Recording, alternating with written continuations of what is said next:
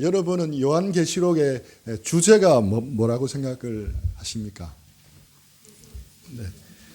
네, 여러 가지가 나올 것 같은데 흔히들 그 요한계시록이라 하면 미래의 책이라고 생각을 합니다. 마지막 날 쏟아질 하나님의 심판과 재앙에 대한 책으로 여깁니다. 계시록에는 하나님의 심판과 재앙에 대한 모습이 나오고 또 천상의 예배와 또 새 예루살렘에 대한 이야기도 나옵니다. 하지만 그 모든 것을 통해서 요한계시록이 정말 우리에게 말해주고 싶어 하는 주제는 다름이 아니라 교회입니다.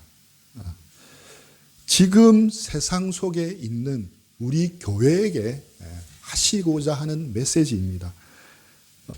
놀랍지 않습니까? 저는 요한계시록 이번에 새롭게 묵상하면서 새롭게 더 깨달은 말씀입니다.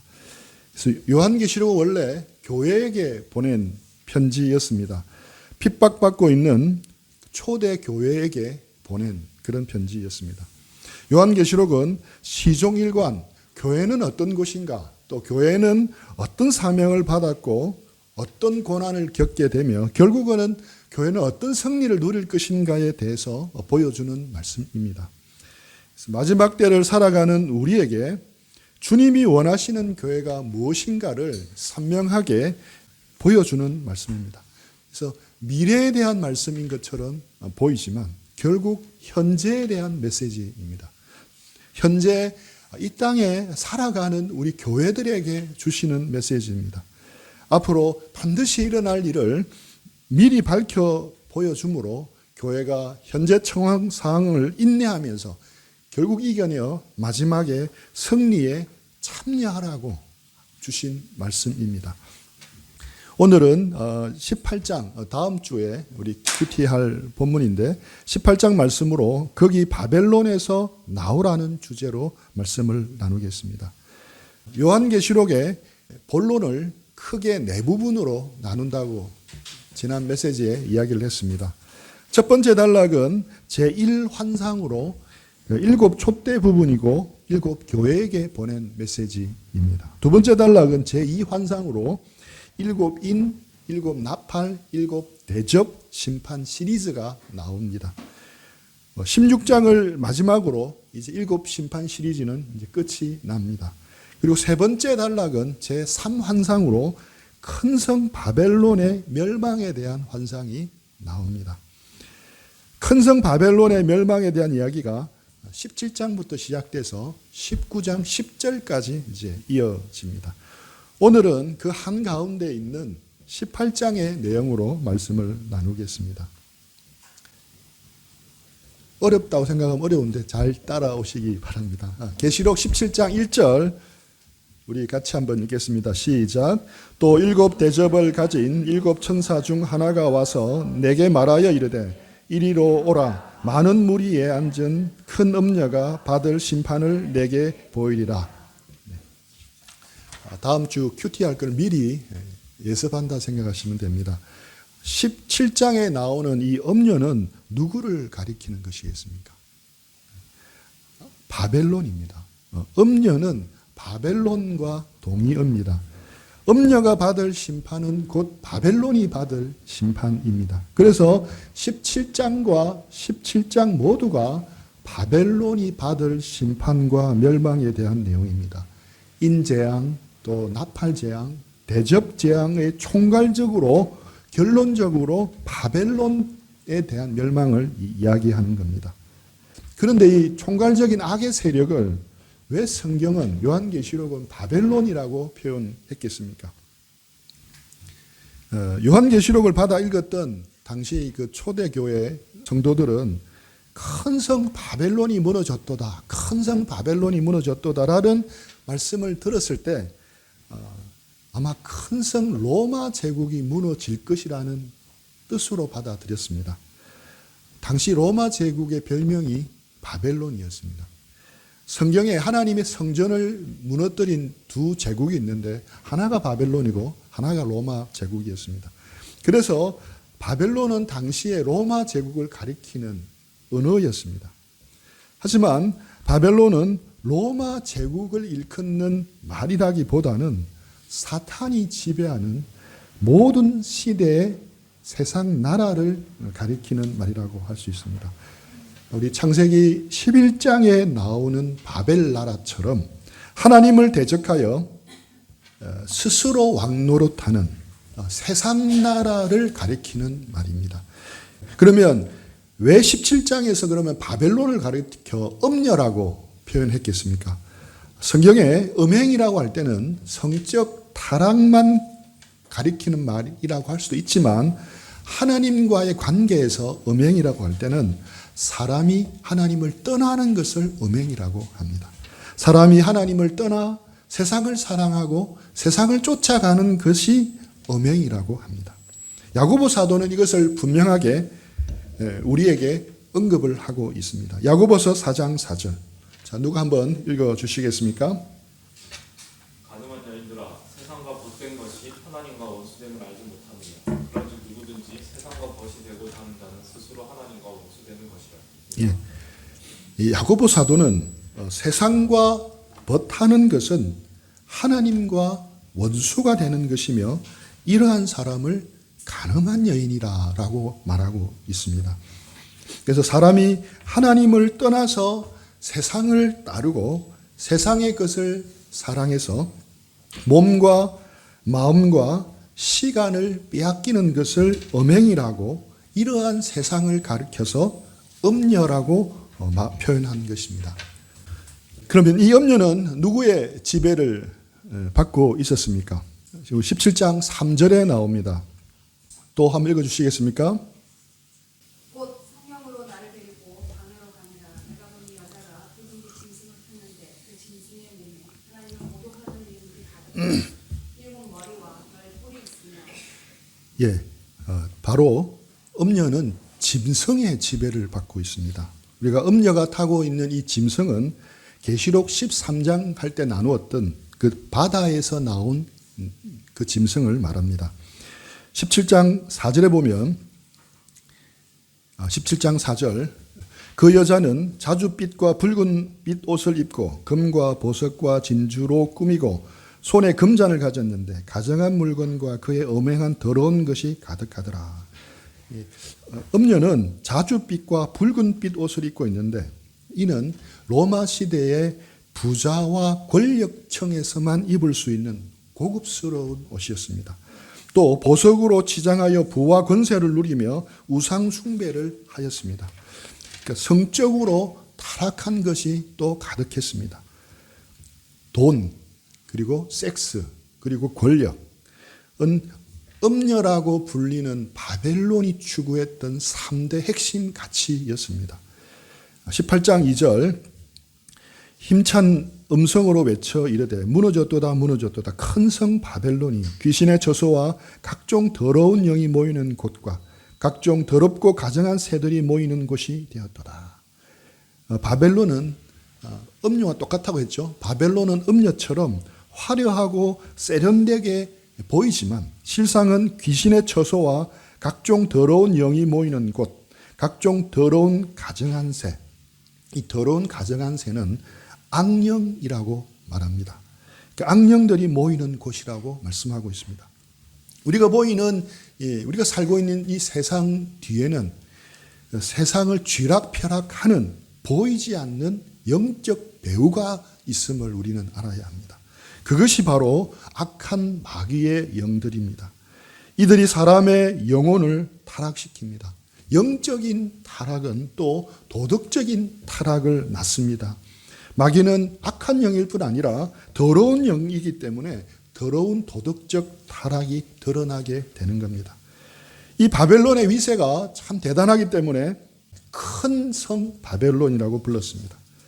창세기 11장에 나오는 하나님을 거역하기 위하여 인간 중심의 문화를 만들자는 사람이 중심이다. 사람이 최고다는 문화를 만들고자 하는 사단의 유혹에 넘어간 사람들이 만들어낸 문화와 문명과 나라들이었습니다. 바벨 탑은 이미 창세기 11장에서 무너졌지만 바벨 정신은 끈질기게 살아남아서 지금 성경 끝까지 요한계시록까지 남아서 거대한 제국과 나라들과 글로벌한 집단을 이루고 있는 것입니다. 바벨탑처럼 하늘에 닿을 듯한 위세를 지금도 갖추고 있지만, 그래서 영원할 것 같지만 성경은 바벨론은 반드시 멸망한다라고 말씀합니다. 천사는 무너졌도다 무너졌도다 큰 성 바벨론이여라고 외칩니다.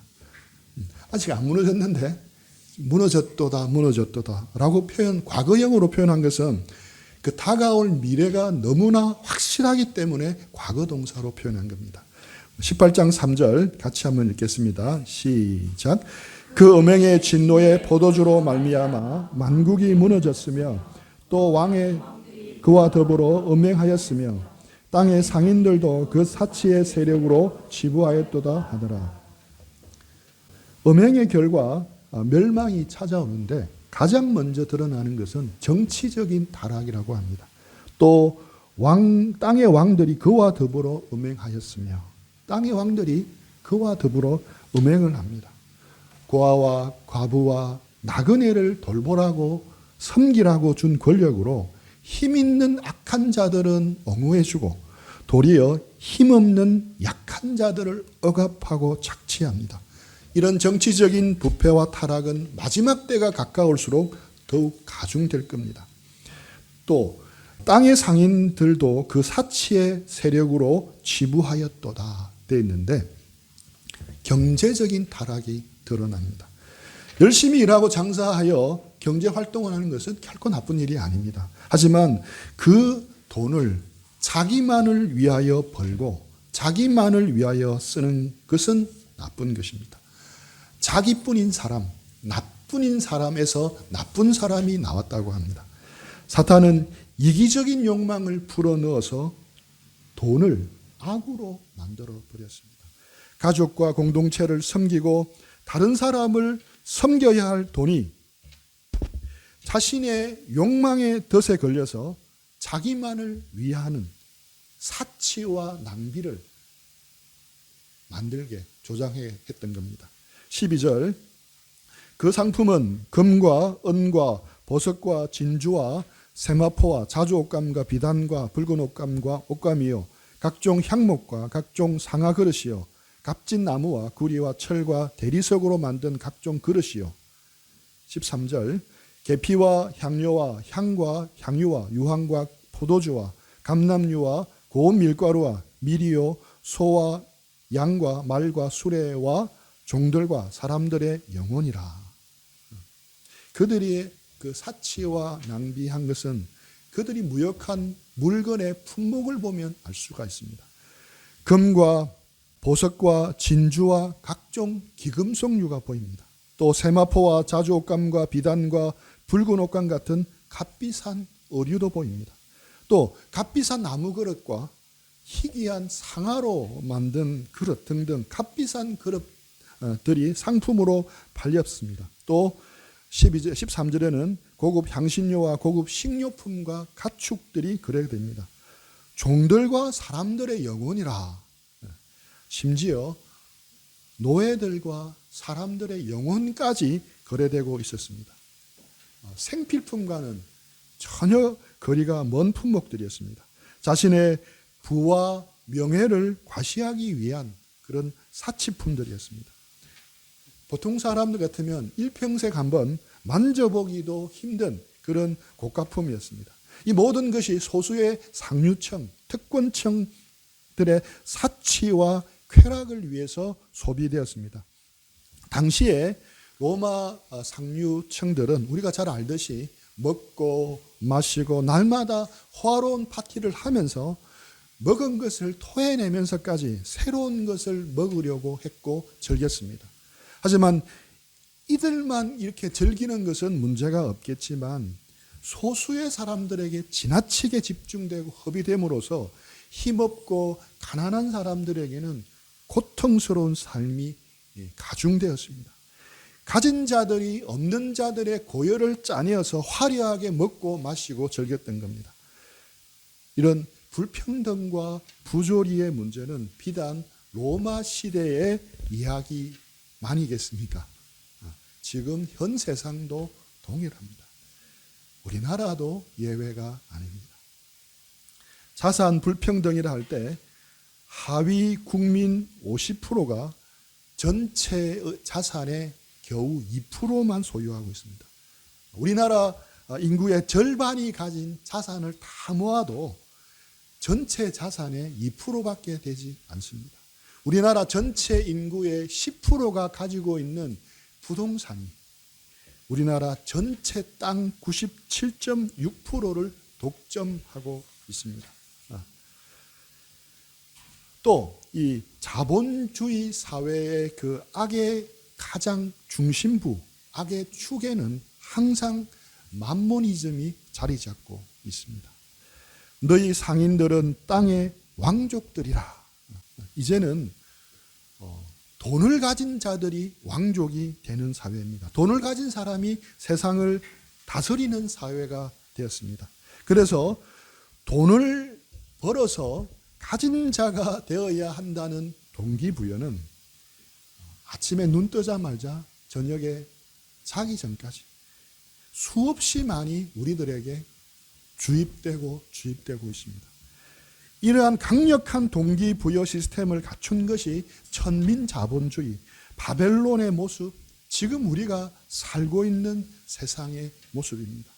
사람들로 하여금 철저하게 돈을 버는 일에 온 생애를 바치게끔 만드는 겁니다.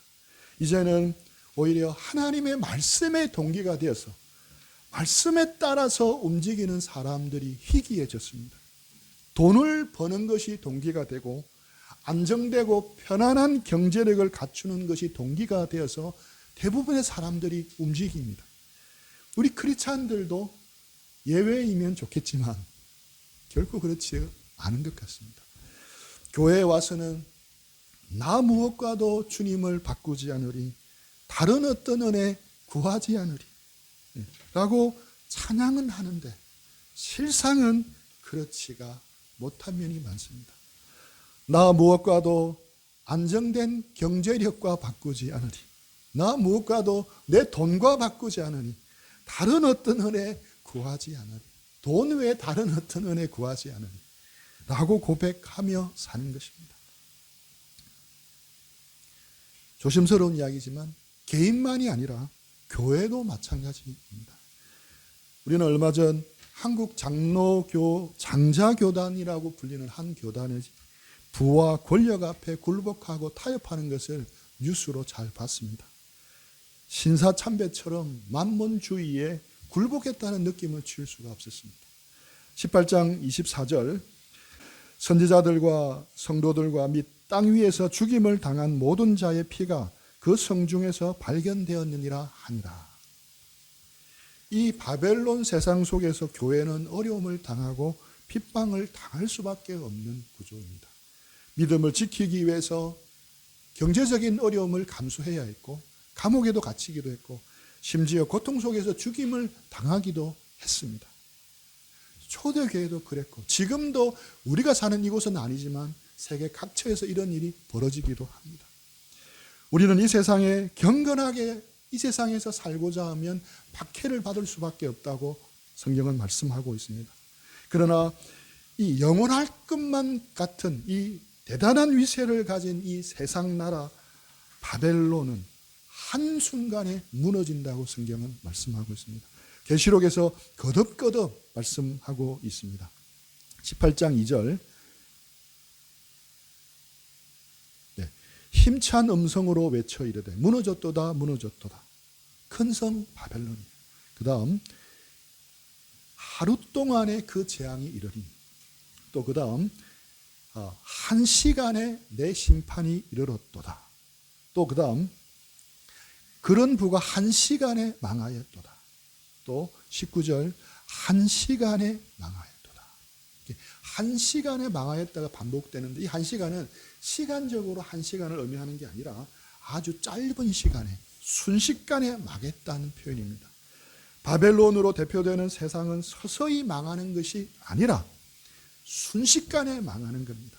언제가 될지는 모르지만 하루아침에 순식간에 모든 것이 다 사라지고 멸망하게 되는 날이 찾아온다고 말씀합니다. 또 순식간에 멸망할 뿐 아니라 철저하고 완전하게 멸망한다고 말씀합니다. 바벨론의 멸망을 묘사하면서 반복되는 단어가 있습니다. 다시, 결코 다시 라는 말이 반복되고 있습니다. 18장 11절 다시 그들의 상품을, 또 18장 14절 사람들이 결코 이것들을 다시 보지 못하리라.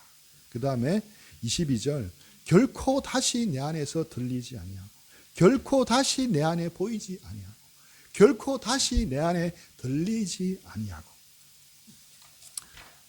그 다음에 결코 다시 내 안에 비치지 아니하고, 결코 다시 내 안에서 들리지 아니하리로다. 네, 그 다음 이에 한 힘센 천사가 큰 맷돌 같은 돌을 들어 바다에 던져 이르되 큰 성 바벨론이 이같이 비참하게 던져져 결코 다시 보이지 아니하리로다. 네. 큰 맷돌이 바다에 던져지면 이제 다시는 떠오르지 않듯이 큰 성 바벨론이 이렇게 던져져서 비참하게 던져져서 다시는 보이지 않겠다라고 말씀합니다. 바벨론은 이렇게 철저하게 멸망하고 다시는 회복되지 못하리라고 말씀합니다. 18장 15절 누가 한번 읽어주시겠습니까?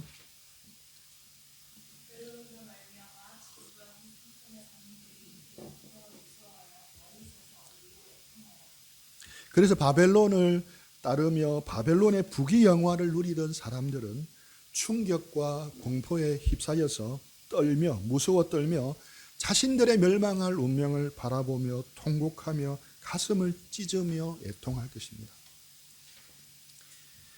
요한계시록의 핵심 주제는 멸망의 소식이 아니라 교회에게 주는 메시지라고 했습니다.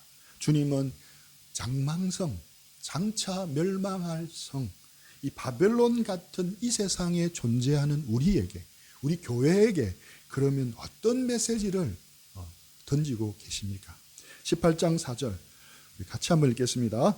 또 내가 들으니 하늘로부터 다른 음성이 나서 이르되 내 백성아 거기서 나와 그의 죄에 참여하지 말고 그가 받을 재앙들을 받지 말라. 메시지는 너무 간단 명료합니다. 내 백성아 거기서 나와라 고 명령하십니다. 바벨론 같은 세상 속에 취해서 같이 멸망으로 가지 말고 거기서 나오라고 합니다. 거기서 나와서 바벨론이 짓는 죄악에 동참하지 말라고 이야기합니다. 그래서 바벨론이 받을 재앙을 피하라고 말씀하고 있습니다. 아까 조금 전에 읽었던 그 야고보서 4장 4절에 보면 가늠하는 여인들아 세상과 벗된 것이 하나님과 원수됨을 알지 못하느냐. 그런즉 누구든지 세상과 벗이 되고자 하는 자는 스스로 하나님과 원수가 되는 것이니라. 우리가 세상 속에 살아가지만 세상을 사랑해서도 안 되고 세상에 벗이 되어서도 안 됩니다. 그것은 하나님과 원수가 되는 길이라고 말씀합니다. 4장 8절 하나님을 가까이 하라. 그리하면 너희를 가까이 하시리라. 죄인들아 손을 깨끗이 하라. 두 마음을 품은 자들아 마음을 순결하게 하라. 우리가 세상을 가까이 하는 게 아니라 하나님을 가까이 하는 삶을 살아야 합니다. 이게 쉽지 않습니다. 우리가 힘써 하나님을 가까이 하는 삶을 살려고 애쓸 때 주님도 우리에게 가까이 하신다고 말씀합니다. 세상에서도 한번 잘 되고 하나님 나라에서도 잘 되기를 원하는 두 마음을 버려야 합니다. 나 무엇과도 주님을 바꾸지 않으리.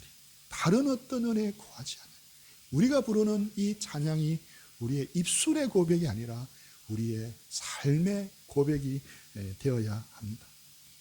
내 백성아 거기서 나오고 그 죄에 참여하지 말라. 내 백성아 거기서 나오고 그들의 죄에 그 죄에 참여하지 말라는 결국 무엇을 의미하겠습니까? 한마디로 하면 이 세상 속에 살면서 이 세상을 본받지 말라는 말씀입니다. 단지 장소적인 의미에서 떠나라는 게 아니라 바벨론의 세상 가치관에 휩쓸리지 말라는 말씀입니다. 우리는 지금 영적 전쟁 가운데 있습니다. 우리의 적은 7개의 머리와 10뿔을 가진 짐승이지만 결코 그런 흉측한 모습으로 우리에게 접근하지를 않습니다. 우리의 적인 바벨론은 매력적이고 인기를 몰고 다니는 화려한 모습으로 우리에게 다가옵니다. 그래서 우리가 정신을 바짝 차려야 하는 겁니다. 이 시대에 우리가 싸워야 할 영적 전쟁은 가치관의 전쟁이라 생각합니다. 가치관을 지켜내어야 할 싸움, 가치관 전쟁이라고 저는 생각합니다. 사도 바울은 이 점을 분명하게 말씀하고 있습니다. 로마서 12장 2절 같이 읽겠습니다. 너희는 이 세대를 본받지 말고 오직 마음을 새롭게 함으로 변화를 받아 하나님의 선하시고 기뻐하시고 온전하신 뜻이 무엇인지 분별하도록 하라. 이 구절에서 본받지 말고라는 단어와 변화를 받아라는 단어가 서로 대조되어 나타나고 있습니다. 두 동사를 컨폼하고 트랜스폼으로 번역했습니다. 폼은 틀과 구조를 나타내는 말이고 접두사 코는 같다는 의미고 또 접두사 트랜스는 바꾼다는 의미입니다. 그래서 틀이 같아지고 틀을 따라가는 것이 컨폼이고 틀을 바꾸고 또 변화를 받는 것이 트랜스폼입니다. 내 백성아 거기서 나오고 그 죄에 참여하지 말라는 것은 컨폼할 것인가 트랜스폼할 것인가의 문제입니다. 컨폼, 세상의 가치관을 본받고 세상의 가치관을 따라 살 것인가 아니면 트랜스폼, 세상 가치관과는 다른 하늘나라 가치관을 가지고 살 것인가라는 문제입니다. 그렇다면 우리가 어떻게 그럼 트랜스폼한 삶을 살 수 있겠습니까? 바울은 오직 마음을 새롭게 함으로 라고 되어 있습니다. 마음을 새롭게 함으로 그런 변화가 가능합니다. 여기서 주목할 단어는 마음이라고 번역한 단어인데 우리가 생각하는 그런 마음이 아니라 여기 쓰이는 헬라어 단어는 하트와 같은 감정적인 영역을 가리키는 단어가 아닙니다. 우리의 사고, 태도, 사고방식, 세계관, 생각의 틀 등을 의미를 지니고 있는데 이거는 지적인 능력과 연관된 겁니다. 그러니까 감정적인 변화가 아닌 지적인 영역, 가치관의 영역에서 변화를 받아야 한다는 겁니다. 붕어빵 틀이 바뀌지 않는 한 아무리 반죽을 부어서 구워낸다 하더라도 나오는 건 항상 붕어빵입니다. 다른 모양의 빵을 만들기를 원하면 구팍빵을 만들기를 원하면 틀을 바꿔야 하는 겁니다. 이 틀이 바로 가치관입니다. 이렇게 생각의 틀의 변화, 가치관의 변화에 대해서 바울이 강조하고 있는데 이것은 하나님을 아는 것을 통해서 바뀔 수가 있습니다. 그래서 우리가 성경을 읽을 때 또 큐티를 할 때 이렇게 설교 말씀을 들을 때 또 성경 공부를 할 때 초점을 두어야 할 것이 뭐냐? 바로 하나님이 어떤 분인지를 알아가는 겁니다. 하나님을 알기 위해서 우리가 그 하나님을 알기 위한 목적으로 우리는 부지런히 하나님의 말씀을 읽고 암송하고 공부하고 묵상해야 합니다. 하나님의 말씀을 하나님을 알도록 이렇게 노력을 해야 하는 겁니다. 그럴 때 우리의 생각의 틀이 바뀌고 가치관이 바뀌는 겁니다. 생각의 틀, 가치관이 바뀔 때 우리가 비로소 바뀔 수가 있는 겁니다. 복음으로 세상을 바꾸자고 외치기 전에 먼저 복음으로 우리의 가치관부터 바꿔야 하는 겁니다. 우리가 성경을 읽고 접할 때 너무 은혜 받으려고, 너무 감동 받으려고만 읽지 마시기 바랍니다. 지나치게 적용할 것만 찾지 마시기 바랍니다. 오해 없게 이 말씀을 잘 들으시기 바랍니다. 그 대신에 하나님의 말씀을 올바로 이해하고 알려고 노력해 보시기를 바랍니다. 원음 그대로 말씀을 들으려고 애를 쓰시기 바랍니다.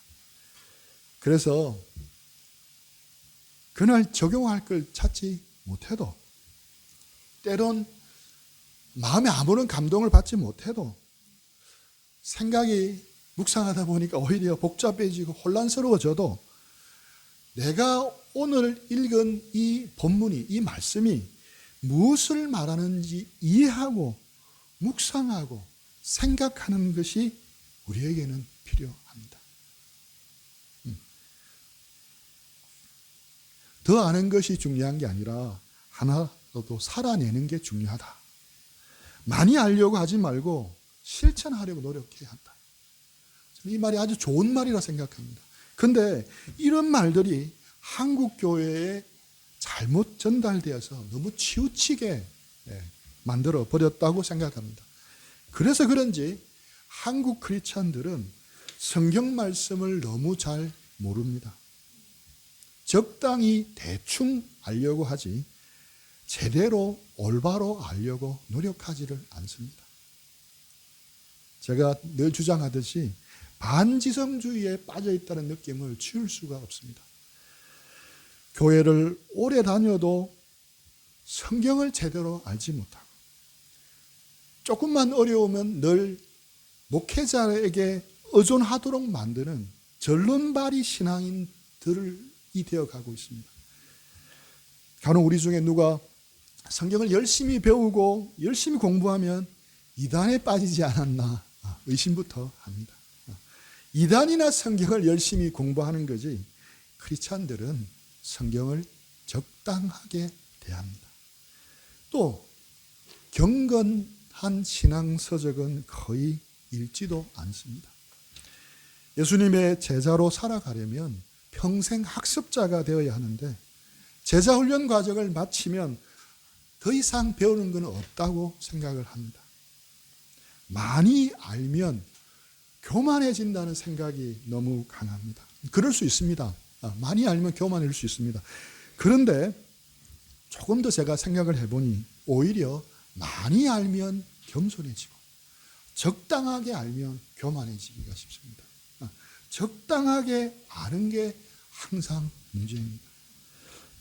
바리새인들과 서기관들이 구약 성경을 다 깨고 있는 사람들이었지만 그들은 위선적인 삶을 살았습니다. 왜 그렇습니까? 적당히 알았기 때문에. 그들이 하나님의 말씀을 제대로 알기를 위해 노력했다면, 하나님의 말씀을 원하는 그대로 듣고자 말씀을 제대로 공부했다면 아마 그들은 결코 그런 삶을 살지 않았을 것입니다. 우리가 진짜로 하나님의 말씀의 맛을 바로 알고 그 깊은 맛을 깨닫기 시작하면 절대 세상 풍파가 아무리 흔들어도 흔들리지 않을 겁니다.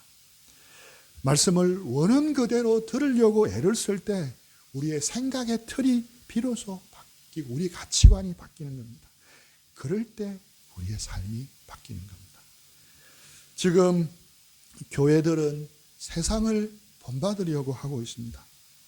세상이 더 크고 더 화려하고 더 세련된 것을 선호하듯이 더 크고 화려한 예배당만 세우려고 하는 듯한 느낌을 받습니다. 오로지 더 많은 교인만 모으려고 애를 쓰는 듯 보입니다. 교회 성장에 도움이 된다면 비성서적인 방법이라도 문제시를 삼지 않습니다. 아무런 여과 없이 모든 방법을 다 동원합니다. 하지만 이것은 트랜스폼하는 게 아니라 세상을 컨폼하는 겁니다. 교회가 지켜내야 할 하늘 가치관, 말씀 중심의 가치관을 사단에게, 바벨론에게, 세상에게 빼앗겼기 때문에 이런 현상이 나타난다고 생각합니다. 하나님은 거대한 규모의 대형 교회를 원하시지 않습니다. 하나님은 외형이나 화려한 프로그램보다는 예수님을 사랑하는 교회, 또 한 사람 한 사람을 소중히 여기고 이를 위해 헌신하는 교회, 하나님의 말씀을 열심히 가르치고 열심히 배우는 교회, 십자가 복음에 감격하고 그 복음을 힘써 전하는 교회를 원하십니다. 사치와 낭비를 하는 대신에 어렵고 힘든 형제자매들을 돕고 섬기는 따뜻한 교회가 되기를 원하십니다. 그리스도의 제자답게 하나님의 말씀대로 살고 핍박을 받더라도 참고 견디고 인내하는 교회가 되기를 원하십니다. 이런 교회의 모습을 한마디로 한다면 바로 행복한 제자 공동체. 우리 수원팀의 모토인데 이거를 압축할 수 있다 생각합니다. 계시록에서 말씀하시는 교회가 되기를 우리가 힘써야 합니다. 그렇게 되려면 우리는 하나님을 아는 일에 힘써야 합니다. 하나님의 말씀의 무지에서 깨어나서 하나님의 말씀을 부지런히 읽고 공부하고 암송하고 묵상해야 합니다. 그래서 말씀을 통해서 우리의 생각의 틀을 바꾸고 우리의 가치관을 바꾸어야 합니다. 하나님은 오늘 우리에게 분명하게 말씀하십니다. 내 백성아 거기서 나오라. 거기 바벨론에서 나오라고 명령하십니다. 거기서 나오려면 마음을 새롭게 해야 되는데 컨폼하지 말고 트랜스폼해야 한다. 말씀에 기초한 가치관으로 바꾸고 그 가치관을 지켜내는 싸움을 싸워야 한다. 우리 올해 마지막 주, 다다음 주죠. 마지막 주에 우리 1년 동안 성경을 일독한 분들에게 성경책을 선물해 주기로 했습니다. 다 받을 수 있나요? 내년에는 우리 모두가 성경 일독을 다 일독 이상씩 다 해서 다 성경책을 새 걸로 바꾸었으면 좋겠습니다. 네. 우리 캠퍼스 형제 자매들은 3월 달부터 와서 잘 못했지만 이제 내년부터는 다 했으면 좋겠습니다. 우리가 말씀에 새롭게 들여지고 말씀의 무지에서 깨어나서 우리가 말씀을 더 사랑하고 말씀에 더 헌신하는 우리 공동체, 우리 모두가 되기를 축복합니다. 또 이것을 통해 세상 속에서 우리가 존재하지만 세상에 컨폼되지 않고 트랜스폼하는 공동체, 또 우리 모두가 되기를 축복합니다.